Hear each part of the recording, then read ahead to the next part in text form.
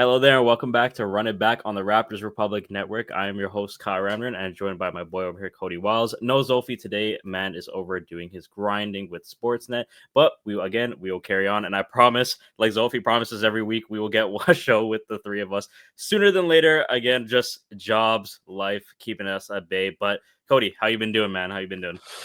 Yeah, I've been great. It's been a couple episodes since I've been on, doing some work behind the scenes, but we are here. Lots of fun stuff to talk about the Toronto Raptors. So I think we just got to get right into it. Yeah, for a lot of things been happening. I'm just gonna jump right in. So we had an interesting week last week. I was talking with Zolfi about what I thought was gonna happen. I thought they were just gonna lose this week. I thought we are just gonna get 3 L's, maybe possibly beat the Wizards, but it looks like it was the reverse. We had a 114-113 dub against the Orlando Magic. We beat the Jazz 118-109 and somehow lost against the Washington Wizards 117. So just getting into it right here, what were your biggest takeaways from this week, at least? I mean, it's been a wild set of games. Like going back to that first Orlando game where Franz Wagner blows a wide open layup, and then the next Magic game where Jacoby Walter hits that shot, Mm, and then now to this latest Wizards game where Jamal Shead looked like he hit a game winner, but like that's probably one of the closest like mhm. buzzer Yeah. beating like shots I've ever seen. That was pretty wild. But we should also mention like, comment, subscribe. We're trying to grow it on Raptors Yep. Republic, right? So gotta mention that. But yeah, it's been definitely an interesting week. It's starting to get a little bit shameful here for the Toronto Raptors when it comes to tanking. And I say only a little bit shameful because it doesn't seem like they're fully leaning into it for reasons and Mhm. that we can get into. So, I mean, what were your takeaways? Like for me, when I was like on our last episode, I was saying just for this week, what I wanted to see was just development from the players and growth because you can't really expect too much from the guys. I didn't want to see dubs, bro. Like I know it's so bad to say that because again, like as a basketball team, you should be winning games, and this is kind of where the discussion is leaning towards. But on the positive side, I really liked Scotty Barnes' his defense. I feel like this should be really a main talking point of the season of how amazing his defense has become. Like I forget it was one of the games. I think it was the Wizards game, but it was a recent one where you stayed on his man, hounded him all the way to the basket for the chase down block. It's just things like that, all NBA level defense. And this is something I honestly saw in Scotty from the minute he got drafted. He was capable of all NBA level defense. And the fact that we're seeing kind of it play out right now was a big standout to me. But going into the kind of like the main talk, we should say, of, we're back at this point of tanking versus not tanking. Do we like fuel like a winning culture, or do we just get go into the playoff lottery? And for me, Yeah. at least, I think Jamal Shed, that game winner not being hit is a sign from the basketball gods that we are doing something wrong here, and we should be actively, trying. I'm not gonna say actively trying to lose, but come on, bro, we need to build this team. And I hate saying that because I want to be a competitive team, but listen, if we go into this draft, and this draft is a loaded draft, you know all about this draft, and we don't get a good enough pick because we're doing things like this.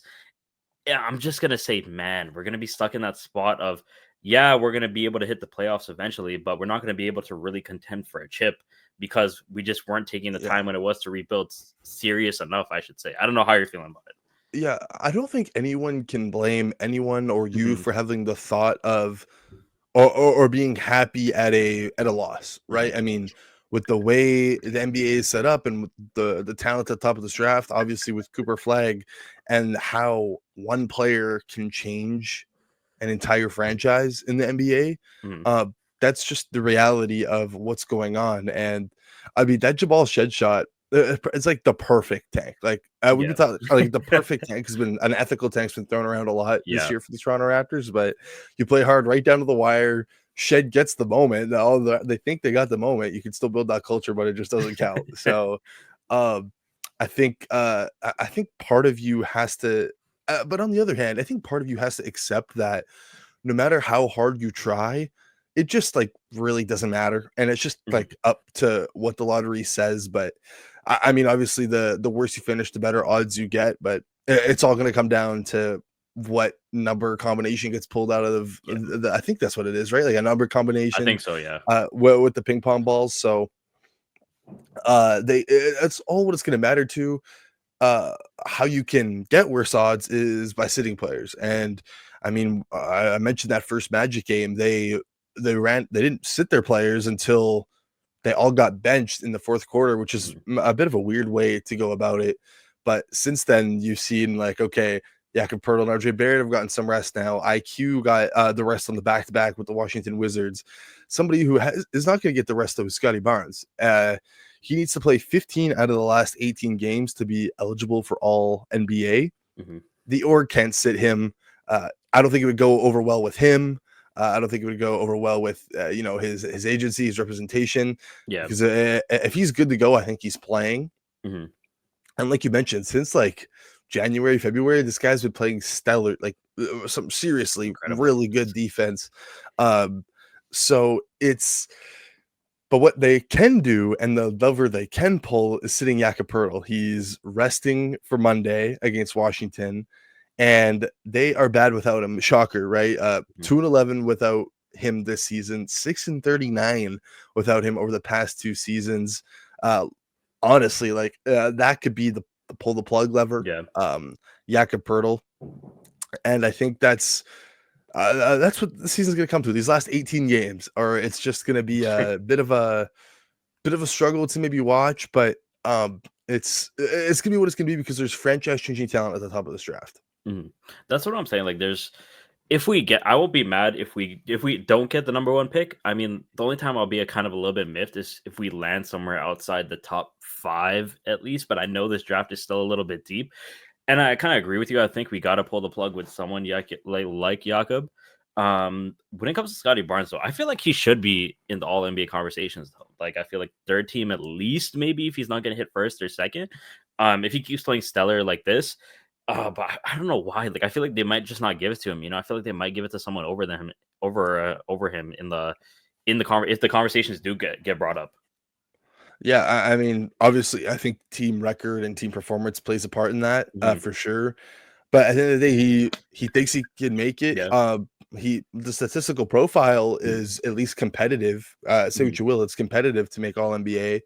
And if you compare that with what he's doing on the defensive side of the ball, then he thinks he has a shot, and he's going to be playing the rest of the way here. Yeah. Now, if he's playing, I don't know. How did you feel about against Utah?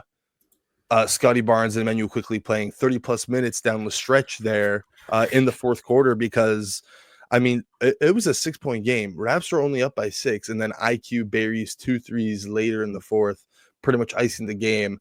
Uh, I guess you got to find the toe the line there, but I mean, I wouldn't have mind if they would have sat on the bench, but that wasn't the case. Yeah, I don't like taking unnecessary risks like that because again, they've already played a certain amount of minutes and I feel like okay, we're up, we can sit these guys if we do. I feel like if we do happen to lose, okay, we lose. It's not like we're actively going for a top seed here. You got to I don't want to take that risk with guys like Scotty, with guys like Quickly, especially because Quickly, didn't play like the first few months of the season. He's still recovering and getting fully back into form. And I know these guys got to get their reps, but against like a team like the Jazz, I feel like our backup or like our other players can sort of ice the game at that point, especially after those threes from IQ. I don't think because I don't want like a Tibbs situation where we're running players into the ground here and playing them 40 or like 30, 40 minutes a game. I just think, especially going into the end of the season, it's unnecessary risks. And we know we're a bad team, except for Scotty Barnes, like you mentioned, with the possible all NBA team. With other players like an RJ, like a Quickly, like a Jakob, taking risks like this don't need to happen. Like we don't need to happen. If we're up in the game, cool, sit these guys, just let them get their playing time, whatever, and then put them back on the bench. And I think that's what the direction we should take right now. And I feel like I'm gonna get a lot of flack for the way my viewpoint on the team right now this season, but it's just I don't want to encourage them to lose because you should never encourage again. These guys are guys that want to compete and they want to win. Again, that's where this debate comes from. But I feel like we're so close to the end of the season, it just doesn't make sense for us again to be playing our players that long and then actively going for wins against teams that we should be losing to, or it would benefit us more to lose at this point in the season than win. It only does if we win, it's like okay, it's good for morale, it's good for like yeah, we beat these guys, we know we can beat them, but like for me, I just want to see anything that can help us secure a better pick. I think we should take even if the odds are decimal at this point. Yeah, again, I don't think anybody can blame you. At least I'm not sure. I think lost in the conversation is everybody wants to try to Mhm. get closer to the bottom, but it's also of not letting teams pass you because the Brooklyn Nets, the 76ers are reeling and they've clearly packed it in as well. And if they jump you, then it starts to get a little bit hairy when you got like the seventh, eighth odds. Yeah. Um, but again, I don't think anybody can blame you for having that viewpoint. And I would like to continue to see what other players have, like Jamal Shed, Jacoby Walter. I want these guys to continue to Oh play a yeah. lot of minutes. Jonathan Mobo when he gets healthy, which should be within 5-6 days here. He suffered a broken nose. I think that would have been in the first Orlando game, maybe the Mhm. second. Um, but yeah, like especially for Jacoby, like since the trade deadline, he's averaging 8.5 points, over 4 rebounds, nearly an assist a game, nearly a steal per game. Uh, Only just under 42% from the field and just over 33% from three. Uh, I would like to see the shot attempts go up. He's only been taking 7.5 field goals from the trade deadline on, especially if the bigger players are going to be out. I would love to just see Jacoby get more creation, more run, Mhm. more shots up. And then Jamal Shed's also been playing decent as well. Yeah, like I was gonna talk about them too, like how impressed I've been with Jamal Shed and Jacoby Walter. Again, like I was saying, for this right now, again, it goes back to what I was saying too, with not playing our starters as much, because then it gives us even more positives because you can give these guys more reps, like Jacoby Walter, like a Jamal Shed, especially going into the end of the season. I like Jacoby Walter. I like what he's been doing with the shot attempts. I know he needs to take more, but I'm guessing it's kind of figuring out how to with guys like RJ Barrett and Scotty and IQ. So where do you kind of fit into that? Or but for overall, I've been impressed with his confidence. That game winner, I think it was against the Magic, I believe. That was insane. I was like, okay, we don't care about the tank anymore, but I like those moments. I like I like those moments. I like the confidence. I like Jamal Shed. A couple games where he's putting it all out there on defense, and that's what I love to see from guys like this. And again, if we sit starters for longer periods of times, these guys will get their reps up. These guys will find their footing more, and it just overall, I think it does more benefit to the team. And to see these guys go out there and do their thing, and we might look like a third stringer G League team if we just play like like our reserves off the bench, but in the long run, it does wonders for our bench if we want to contend in the future because the depth just gets better. Yeah, I mean, for the most part, they're running the Raptors 905 out there, and we'll get to the Yeah, Raptors 905 and what's going on with them in a little bit. But yeah, I mean, they're even getting run for guys like AJ Lawson and Jared Roden, who, I mean, to me, they look. I don't know. I think they've been playing pretty solid, yeah. both of them. I feel like a proud dad, like watching these guys like play in the NBA. Yeah, it was cool. AJ got his first career start at Mhm. home. I believe it was against the Jazz. Yeah. So that's really cool for him. I mean, hey, he's been knocking down some shots. You can see the athleticism he plays with, super quick, super explosive. If you want to see more on him, I had a big old video essay put out on him, so you can go check that out. He's been doing this all year in the G League. Became a G League All Star, so go check that out. And Jared Roden, I think is just as good as him, if not better. He can play with the ball. He can play on or off the ball. And then in these last 3 games, he's averaging over 10 points, Mhm. nearly 4 rebounds, 43% from the field. Not shooting the three as well. That's probably the biggest knock with Roden, just in general. But he's physical. He's strong. He's big for a two guard, Yeah. so he can play on or off the ball. So I actually don't mind that these guys are getting some run. Oh yeah. Obviously, I don't know how long term they are, but I mean, Roden's on a 2-year, two-way deal. So he's more than likely going to be here next year, or the Raptors have seen enough from him to reward him with 2 years. So it's also nice to see these fringier guys get some run too. I wish Orashamche was healthy because he would certainly be Oh getting yeah. some run at the big position alongside Orlando Robinson and Colin Castleton now. But it's also nice to me to see these like fringier guys who've been just Mhm. killing in the G League get their chance. And again, it just goes back to like what we were saying. It does more benefit than good if we were to pull the plug on some of these guys. And seeing them like AJ Lawson, Jared get their runs out there, and just feel like get the sense of they're feeling more comfortable playing in the big boys club, and overall just happy for them to again see them get their reps. And we're going to talk about, I guess, more about how the 905 is doing in just a bit. But before we transition there, I want to ask you too, and something I forgot to bring up even when we were talking about like what we're going to talk about today. I saw Samson talking about it. RJ Barrett's name was in trade rumors, for a little bit. And, they said apparently they might have offered the Pelicans RJ Barrett at first. How are we feeling about that? How are we feeling about RJ's name being in the trade rumors? I mean, it's to him or for me, it's just he's the odd man out when it comes to the Hmm. contracts as well. Like he's the one that has to get paid next. Obviously, Scotty's locked up, Manuel Quickly's locked up, Brandon Ingram just got signed. He has more years left, and then everybody else is younger. I mean, Jakob Pertl's the other one that needs a contract, but he's been in rumors, and we understand the position that Pertl's in. Hmm. But yeah, it doesn't. I mean, it doesn't shock me. It sucks because I think he's played super well. Like they were, I don't want to copy everything that Samson and Trey were Yeah. saying, but I think they laid it out really, really well in the sense that man, he's been so good Hmm. since he's come to the Raptors. He's been able to improve playmaking, passing. Even the handles gotten better. The on-ball creation has been there. He's getting to the rim like a madman and finishing there like a madman. So it's still sad to see that a hometown kid who has improved and is bought into the system is possibly getting shipped out, but that's just how the NBA works. Hmm. I mean, maybe they could bring him back. It's all going to depend on what type of money RJ wants. Like, I don't know if there's some sort of hometown discount or what that would be, but I think uh, it would be tough to bring him back, but I don't think impossible. I Yeah. don't think impossible.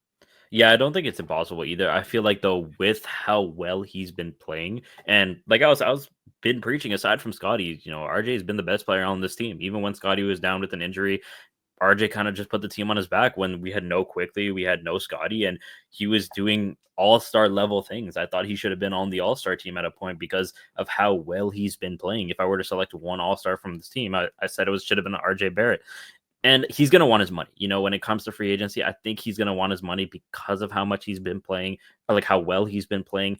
I don't know if the Raptors are willing to give it to him, and maybe that's why we can't. That's the reason. Another reason why we pulled the plug for Brandon Ingram, to kind of take over that spot. It was crazy to me, like in the first place, that like how we landed Brandon Ingram himself, but maybe that's why. And if we do get him to stay, I'm really curious to see how the fit is with Brandon Ingram, with RJ Barrett, with Scotty Barnes, and quickly how that would work, plus a possible top 3 pick in the draft, top 5 pick in the draft. So maybe that was them prepping for the future, that's kind of saying, hey, we might not resign this guy, but if we don't resign him, and even hearing his name in the trade rumors kind of sucked because I'm like, man, he's finally home. He's not playing under the pressure of those MSG lights. He seems more comfortable. His stats have gone up in basically all the good ways. He's developed so well as a player, but maybe the best thing for him is to sign somewhere else and get his money that he deserves. And that I won't be mad at him if he chooses to go down that route. Yeah, I mean, he's still young. There's still Mhm. a chance for more developing to come. It's just, yeah, the writing was kind of on the wall when they acquired Brendan Ingram. I Mhm. think even though we haven't seen it, Brendan Ingram's play style and game fits better next to Scotty Barnes than RJ Barrett. And like you mentioned, it just seems like they've been lukewarm on Barrett, Mhm. even though he's been better than what the prize possession of that trade was in Emmanuel Quickly. So at the end of the day, it's going to be what it's going to be. Uh, he just seems like the odd man out because unless they want to go into the tax, um, I mean, maybe we'll see. Maybe he gets dealt in the summer. Maybe he doesn't. Maybe they all decide they can afford to run everybody back next year heading into the season without being in the tax. Uh, I, Mhm. it would be close, but depending on what their pick is, they should be able to do it. You don't have to get under the tax until the end of the season, Yeah. anyways. But maybe there's a world where he's able to fit in and it looks really good and the team's really good. And then the team is willing to Ujiri and Bobby Boyster are willing to go into the tax to bring him back. So I think I'd be shocked if he was dealt this summer. Maybe if things aren't going well or the team's bad or the fit isn't good, maybe he's one of the better assets at the trade deadline. But again, sad to see that it's even a possibility, but it's just the way the math is math, and he's the odd man out. Yeah, and I feel like the way when they see how this team plays, especially with Brandon Ingram, that's when they're going to kind of make their decision if we want to ship this guy out. Especially again, if they get a good pick in this draft, someone like a Cooper Flag, someone like a Dylan Harper or Ace Bailey, then RJ Barrett's name will come up more and more, and I'm not going to be surprised at that. Will it suck? Yes, but I feel like even Barrett himself has got to prep for this possible future of him getting shipped out sooner than later. And that's not to hinder his abilities as a player. It's because he can possibly give us so much value for him right now. And it's just the fit when it comes down to it, the fit with the team, his play style. They want to build around Scotty. They want to build around who possibly could be this next draft pick. And RJ Barrett might not be in those plans. And it just sucks to see, man. It just sucks to see. Sometimes you get reminded that the NBA is a business at the end of the day. And like, he is a hometown kid, but they're thinking about winning first when it comes to stuff like this. Yeah, it sucks to see. And speaking of sucking, the 905 have been that word for sure. So as of today, they played earlier today, 9 straight losses for your Raptors. 905, 11 of the last 12. I mean, the last one came February 12th, man, like before Valentine's Day. It's simple. The team is playing with the Toronto Raptors right now. Like the Raptors 905 fully loaded up. That's a championship team to me, or at least competing for one. Yeah. I mean, they were first in the Eastern Conference. They had it. I mean, if you were to have Jamal Shed, Jacoby Walter, Jonathan Mobo, I mean, say a healthy over Shamshay, AJ Lawson, Jared Roden, Frank Kaminsky, even Colin Castleton right now on a 10-day. Like the team is nasty. The team is loaded, along with like Kennedy Chandler and everybody else who's still down there. The team's really good, man. But I mean, no disrespect to players like Tyler Perry, Tyreek King, Quincy Guerrier, especially Quincy, who today 25 points and 15 rebounds. But these guys were out of the rotation when everyone was down and healthy. Now they're all three been in the starting lineup. So that just kind of to show you what level they're rolling out right now. And they also got some injuries. Like obviously we mentioned Shamshay. Frank Kaminsky has missed the last handful of games with knee soreness. Dylan Dessou tried to come back from a foot injury that kept him out for like a month and a half. Now he's been shut down for the rest of the season. So with all the talent playing up and with some of the remaining talent just being hurt, it's been tough. I will say, just for another player specific thing, Colin Castleton really impressed me during his debut. I was at that game a couple 905 games ago, the first one against College Park. Really impressed me. 27 points. He was super fluid. He moves pretty well to me. You would think he would have moved well, and then you watch him and I thought he moved well on both ends. He showed comfort operating as a DHO / playmaking hub, had nice touch in the paint from a multitude of spots. Like he was getting a shot up over everybody on different moves. What you have it. He has a solid handle. And yeah, he played 43 minutes and he was signed technically during that day. He told me he had a shoot around and that was it. So yeah, 27 points to go with 6 rebounds, 4 assists, 2 blocks, and a steal. If you want to see a highlight pack, I put one together on my Twitter, so you can go check that out. But yeah, he impressed me. He's been getting some run now with the Raptors up here, and I think he's been holding his own outside of. He kind of was getting abused, as was Orlando Robinson by Walker Kessler, who I don't know, what was that final rebound total? It was something something crazy. I think it was 18. Walker could be remembering that wrong, or no, it was higher than 18. But I think so. I think it was 18. It was other than that, I thought he's played pretty well, but he's been on the thinner side. So someone like a Walker Kessler or the bigger bigs would give him trouble, but I mean, to me, he's shown enough to where I would sign him for the rest of the season. Colin Castleton. I mean, I don't know how closely you've been monitoring Castleton on the Raptors here, but any big thoughts on him? Because I personally would sign him for the rest of the season. Yeah, I'm kind of with you right there, right there. Just looking at how he was playing, like look at right now. I think it was Walker Kessler 25 rebounds. Looking at his 25 Yeah, it was boards. like 18. He had like 15 or so, and like the first with like 5 minutes ago of the second quarter. So I knew that was slow. But like, listen, I can't harp on him too much. You're getting the NBA reps here. This is kind of just like this is how the NBA plays. You know, you're getting used to it, and especially if we're gonna shut down guys like Jakob, guys like Boucher if we do, I feel like we should sign him, give him his reps, get him in there. Even when he played against the Washington Wizards, you know, he was +7 for his minutes. He was winning his minutes. He was out Yeah. there doing his thing. You know, taking the right shots, doing the right things, hustle, energy, everything that we expect out of these guys he was doing. I'm not against signing him if we do. Like, I feel like it should come with, okay, yeah, we're shutting down these guys for the rest of the season. We're going to give these guys a chance to kind of show what they can do, show their stuff. And again, that's their chance to prove themselves, get their reps in the NBA. So, yeah, and he impressed me overall. Like, yeah, we're going to get cooked by Walker Kessler, but you know, it happens. You got your moments. This is how you learn. This is how you improve. This is how you get better. If it's either big centers like a guy like Embiid or Jokic or something, or regular or mid-tier centers like Walker Kessler, it happens. We need the reps in overall. And I was going to ask you too, like, you answered my question at the beginning, like, what exactly is going on with the 905? Because I know you spent a lot of time with the team, but we're just missing. We're just missing players. Like, they're just missing players, Yeah, bro. That's that's it. all it is. I mean, I wish there was a more reason, but it's the Yeah. whole team is not playing. Like the whole projected team is not playing. Like again, no disrespect to who's playing. Mhm. It's just like I mentioned, like players like Perry, Key, and Guerrier were completely out of the rotation when all three of them were actually the three dudes who were not in the rotation Mhm. when everybody was down and healthy. And it's just there's just better players, obviously. Like when you factor in the rookies who could be sent down, like Mhm. technically Grady Dick and Ochai Baji could be playing on the 905 as well. So Yeah. the team could be absolutely loaded if they wanted to, but they need them all in the NBA as well. So again, it's going to be what it's going to be. Let me check. Last time I checked, they were What their standings? Let me see. Hold on to as well.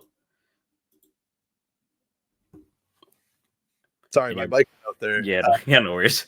No, they were last time I checked, they were 3.5 games back. Yeah, And that was before the loss. I think they're like that in the playoffs now. I mean, I believe they got 7 games left. It's gonna be tough. Gonna be tough.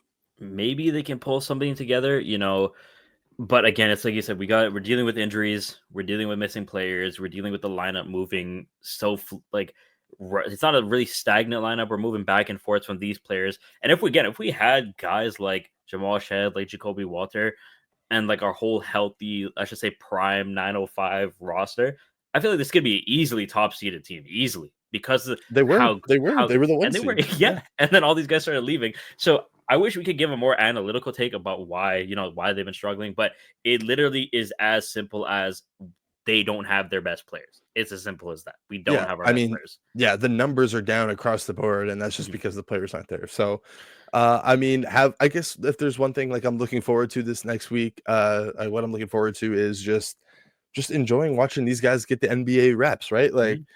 I think what I love about covering the G League is that I could try to project these guys and see how they're playing in the G League and can this translate into a smaller role in the NBA? Mhm. What kind of role is that? And I think that's the fun part to me. So, like I said, like the proud dad moment, Yeah. especially when you do like the video essay that I put a ton of work into AJ, and then to see him starting to hit some shots and do Mhm. his thing it's just like, yeah, he's been doing this. It's just now he's letting everybody know about it. So, Exactly. And people are finally seeing it.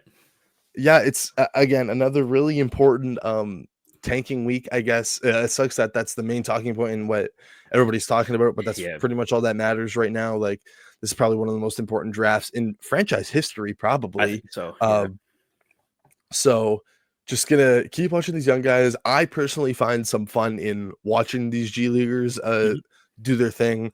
Uh just in a vacuum, not focusing on all the context about it and stuff. But uh yeah, excited to keep watching them. And you know what? It's gonna be what it's gonna be. The lottery balls are gonna fall where they're at. So just enjoy the rest of the season, man. There's only 18 games left, and there's no Raptors basketball for. For Maybe not. Maybe they're make to play it. I don't know. They're getting dangerously that'd be close. So insane. That would be insane. Like if we're speaking of tanking week coming up, like again, we're facing off against the Washington Wizards on March 10th, and then Philadelphia on March 12th. March 14th is Utah. March 16th is the Trailblazers. So that's what the week is looking like up ahead. Is there anything you want to see out this team besides, looking at the G Leaguers get their reps or possible winning? Like you mentioned off the top, like they're trying to do two things at once. You can't like tank and lose games and also build culture. So they can continue to just like toe that line. They're trying to be fancy. They're trying to be cute, and they're trying to get Scotty and IQ reps because that's clearly been a motive for them. They've been subbing them on and off together. They're trying to do that. They're trying to keep the culture together, and they're trying to lose games. So if they could toe the line and do that all well, then they're going to hit the nail in the jackpot if they get a top pick. But it's a tough path to follow, and it's a little cute. It's a savvy move, and it works out, then you're praised, and if it doesn't, then you're criticized. And I think we're starting to see some criticism come through. Yeah. Like for me, looking against this week, again, like you were, mainly the G League guys getting the reps, mainly just the team developing like that. That's all I'm gonna say for when it comes to what I'm looking for, because there's nothing else I really, I'm excited for. But at this point, bro, like we need to throw this culture out the window, bro. Like we need to get these L's in, bro. I will say it straight up. You're ready to throw it away. I mean, you can rebuild it. You can Yeah. rebuild it. I think the culture's in a strong place. Like Exactly. I think it was Rick Carlisle who said there's 5 teams who play hard in the NBA, and the Raptors are one of them. So I think somebody like Jamal Shed is big for that. I think he's a big part of that, and he's still playing, whether they're going to be winning or losing here down the stretch. So, yeah, it's a fine line, but yeah, you're ready to just like throw it out. Hey, bro, it's like we know we're at a point where there's 18 games left in the season. We know who we are, and we know how hard we can play. We've gotten some impressive wins this season. We've gotten some impressive losses, I should say, this season. But again, we know what we can do when we're fully healthy, when we're actually trying to let's make a push for the playoffs. Let's actually try and contend. I feel like we're deep enough into the season to know what our team identity is. So now we need to put that to the side. I wouldn't say throw it out the window. Put that to the side and lock in, because this is franchise defining, I should say. Whatever happens after this season is how well this team will be, or how good this team will be for the next maybe 5 to 6 years, because of who we get in this draft, where we land in this draft, who we're keeping on this team, how well our players play together. If for some reason why are we playing our starters deep into the fourth quarter, everything is important now. Everything matters now going into the future. And as we wrap up the season, I feel like we don't need these wins. The losses are better for us overall. Like if we're having this tanking discussion at the beginning of the season, then I could be like, okay, you know what, try for the W's, play your heart out there. If we win, it doesn't matter too much. But now I feel like it's kind of set in stone where we are going forward. Like we are not a good team. We're not contending. Even if we make the play in, I kind of be mad, because why? Like why? It does us worse than it does good. And people are gonna say, yo, I know you're having a pessimistic view or whatever. I just want to see this team win in the future. I just want to see good contending basketball with Scotty while we have him, while we have this core of players. I feel like it just doesn't make any sense right now to play our hardest, possibly risk injuries if we play them into the fourth, possibly risk losing that top spot in this draft. Because if we don't get it, honestly, everyone's gonna be like, what was this season for? What was this season for? Like that's how I view it. Yeah, no, I agree. I think that's a good place to end it. I think you laid everything out right there at the end. I think we talked about everything. It sucks that this whole season we've been just talking about tanking and injuries and all that and whatnot, but that's what the season has been. I think we all kind of knew that going in. It's what it's turned out to be. And I guess like you said, what will the season be? What was the season for? We'll find out in a couple months. Yeah, exactly. And I felt it's a great place to end it off there. Hopefully next week we get Zolfi with us. We get a full trio going, the Heatles come back together. Maybe. We'll see. We'll see if I get slapped with one of those nasty shifts again. But Yeah, I want to thank you guys so much for watching this episode of Run It Back. Thank you guys for the support over the season. I know we possibly will be wrapping it up soon here, but hopefully we got a special things planned for the couple episodes of Run It Back going forward for this season. Remember to like, comment, and subscribe if you want to see more from me, Coty, Zolfi, and hopefully when we're all three here together. If you want to see amazing content done by others, done by S, Samson, Trey, all these guys over here, remember to subscribe to the channel, check out the website, and we will see you guys next week for another episode as we run it back. Peace.